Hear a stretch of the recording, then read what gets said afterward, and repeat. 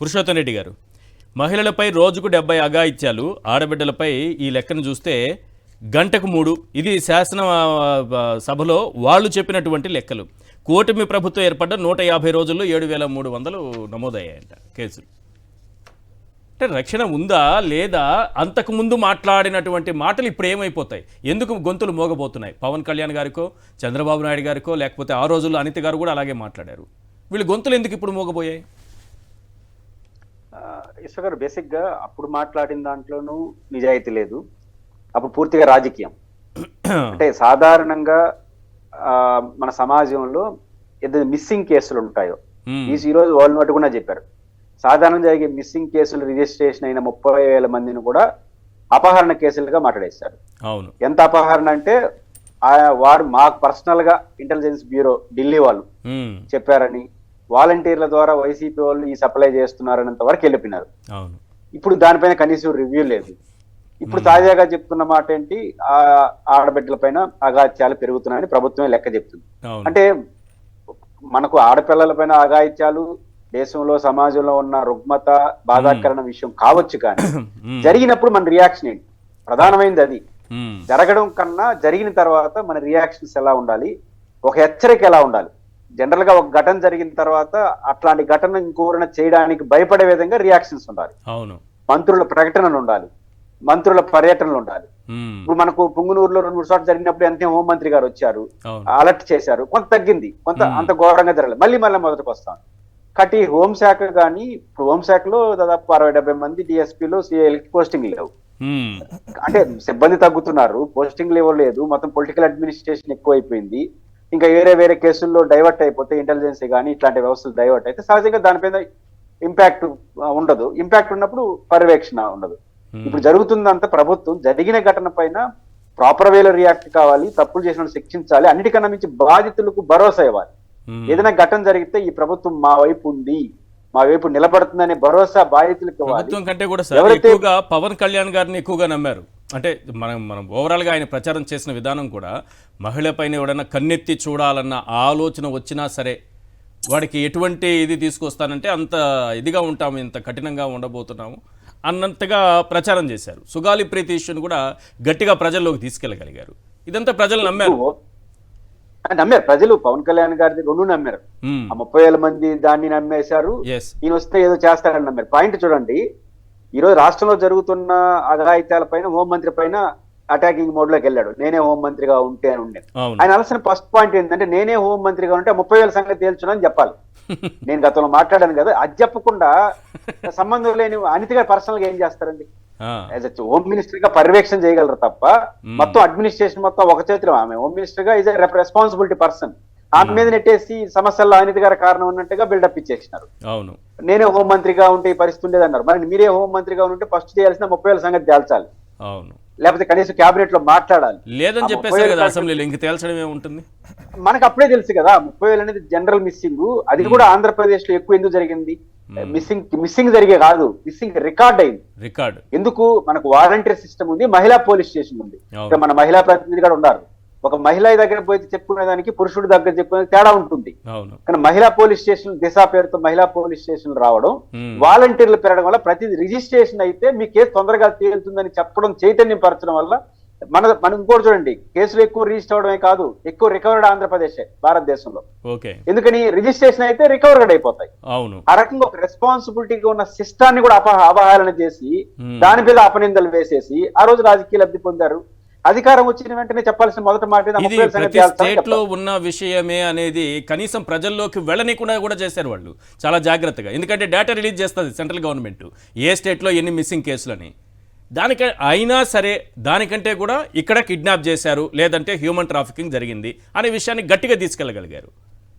అంటే మనకు హోంశాఖ ఇచ్చిన ఆయనకి ఇంటెలిజెన్స్ వాళ్ళు ఏం చెప్పారో తెలియదు, కానీ ఆ ఇంటెలిజెన్స్ డిపార్ట్మెంట్ లో ఆంధ్రప్రదేశ్ లో రిజిస్ట్రేషన్స్ ఎక్కువ ఎందుకు పెరుగుతున్నాయంటే మహిళా పోలీస్ స్టేషన్లు, వాలంటీర్లు ఉన్న ప్రతి మిస్సింగ్ అనేది రికార్డ్ అవుతా ఉంది. దాని ఫలితంగానే రికవరీ బాగుందని అభినందించింది. అది అఫిషియల్ గా చేసింది. దాన్ని మాత్రం చెప్పడు ఆయన. ఈయనకి చెప్పని నాకు సోలో చెప్పినారు, మొత్తం ఇలా చేస్తున్నారు అని చెప్పి. అంటే ఒక పొలిటికల్ యాంగిల్ తీసుకున్నారా తప్ప రెస్పాన్సిబిలిటీ యాంగిల్ ఎక్కడ మనకు కనపడలేదు. అంటే ఇప్పుడు ఆ పని ఇప్పుడు నేను రెస్పాన్సిబిలిటీగా మీరు రెస్పాన్సిబిలిటీగా తీసుకుంటే డిబేట్ నడుస్తుందా? ప్రధానంగా మానిటరింగ్ చేసే వాళ్ళు రెస్పాన్సిబిలిటీ తీసుకోకపోతే మేము ఎట్టబడితే మాట్లాడతాం. అవును. ఇప్పుడు ఎవరైతే రెస్పాన్సిబిలిటీ పర్సన్స్ ఉన్నారో పాత వాళ్ళ మీద నెట్టే దాని మీద ఉన్న యావ మనం ఏం చేయలేదు, దాని మీద రెస్పాన్సిబిలిటీ లేదు. ఫలితంగా ఇవన్నీ జరుగుతున్నాయి. కాబట్టి ఇప్పటికైనా ప్రభుత్వం ఆలోచించాల్సింది, ఘటన జరిగిన దాని తర్వాత రియాక్ట్ అయిన తీరు భయపడాలి, నిందితుడు భయపడాలి, బాధితులు భరోసాగా ఉండాలి. ఆ రెండు యాంగిల్ నాకు మిస్ అవుతోంది. దాన్ని ఇప్పటికైనా ప్రభుత్వం శ్రద్ధ తీసుకోకపోతే లా అండ్ ఆర్డర్ సమస్యగా మారుతుంది. రైట్. వెంకటరెడ్డి గారు ఎట్లా శ్రద్ధ తీసుకుంటారు? ఎందుకంటే పురుషోత్తమ రెడ్డి అన్న మాటలతో ఖచ్చితంగా పవన్ కళ్యాణ్ చెప్పాడు కదా, మన నవంబర్ 10వ తారీఖు ప్రతి ఆడబిడ్డకి రక్షణ కల్పించడం మా పోలీసులకు సాధ్యం కాదు, మీకు మీరే రక్షణ కల్పించుకోండి అన్నాడు. తేల్చి పడేశాడు కదా. ఇంకా మేము ప్రభుత్వం అందరికీ రక్షణ కల్పించడం కుదరదు, మొన్న గుంటూరు వెళ్ళి ప్రతి ఆడపిల్లలకు రక్షణ కల్పించడం సాధ్యం కాదు, పోలీసులకు అవి సాధ్యపడే పని కాదు, ఆడబిడ్డలు మహిళలపై దాడులు అఘాయిత్యాలను సమాజమే ధీటుగా ఎదుర్కోవాలి. మరి మీరెందుకు ఇంకా ముఖ్యమంత్రులుగా, మంత్రులుగా, లేదంటే ఉప ముఖ్యమంత్రులుగా మీరు రక్షణ కల్పించలేను?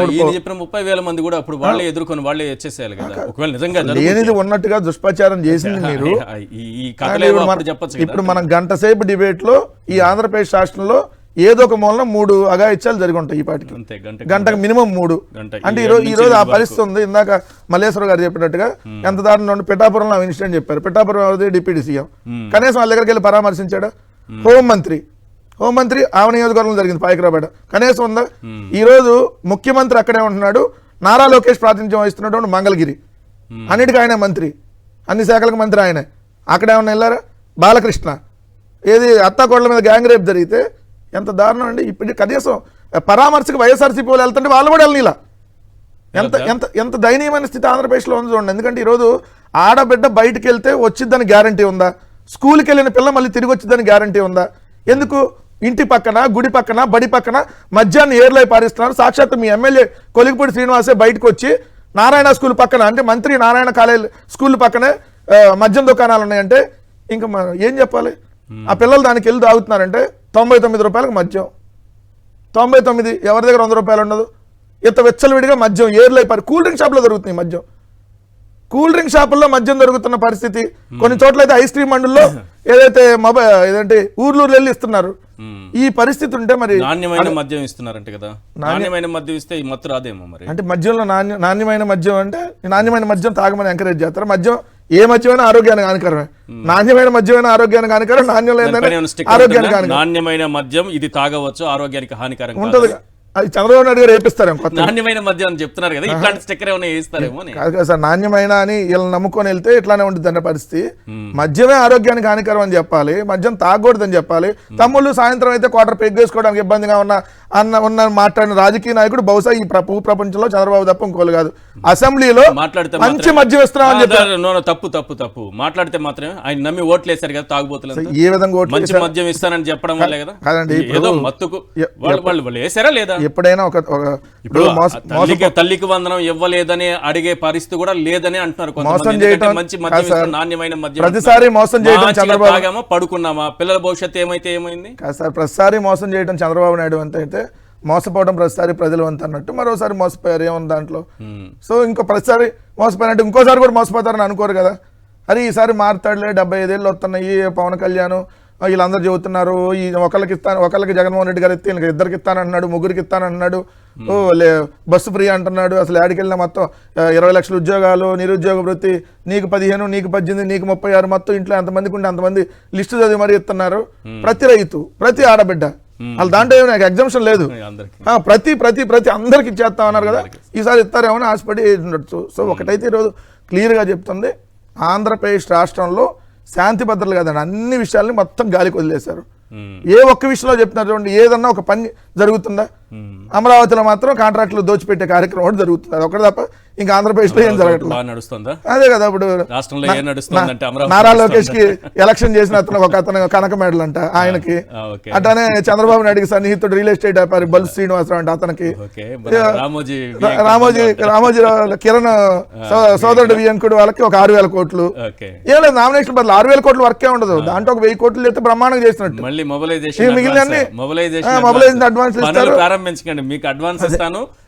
ఎవరన్నా కాంట్రాక్టులు పని చేసిన ఎంత పర్సెంటేజ్ ఉంటుందంటే అది బయటకు కనపడేది ఒకటి, ఇంకా లోపల ఉండేది ఒకటి.